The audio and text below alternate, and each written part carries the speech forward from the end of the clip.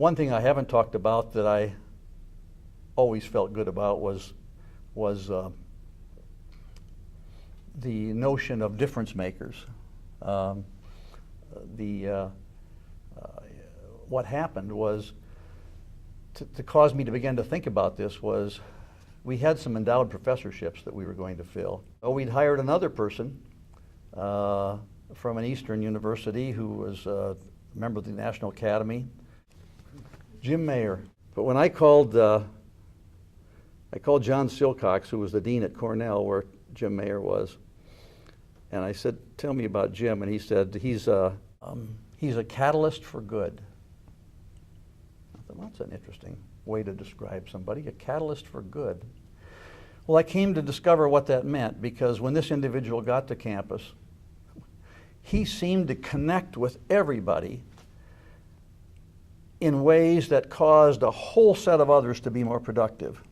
And so his very presence here, while he seemed to be spending no time on his own work, caused people all over to connect that had never connected, to cause work to occur that never would have occurred, to cause us to do good things internally and externally that would have never happened if he wasn't here. And so I could see he really was a catalyst for good, and so I got to thinking, this guy really makes a difference in the broader institution.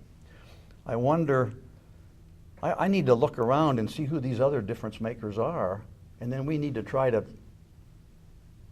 recognize that and support them so that they'll stay here and continue to do that.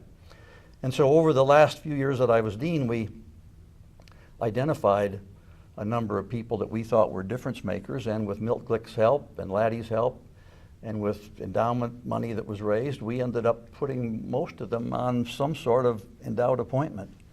And not all of them, but most of them. And then we began, as we started looking further for other endowed appointments, to try to find people that would lift others, that would be difference makers. And so I always felt good about that and think it helped the institution. Jim must be 80 years, 90 years, I don't know what he is now, but Jim's never finished a sentence that he started in all that time. He would start a sentence and he'd interrupt himself, and then he'd interrupt that sentence, he was just a kick. In fact, he gave a talk up at the Navajo Nation one time, and he went on and on and on, and they took a break. And at the break, he walked over to one of the elders and he said, "What do you think?"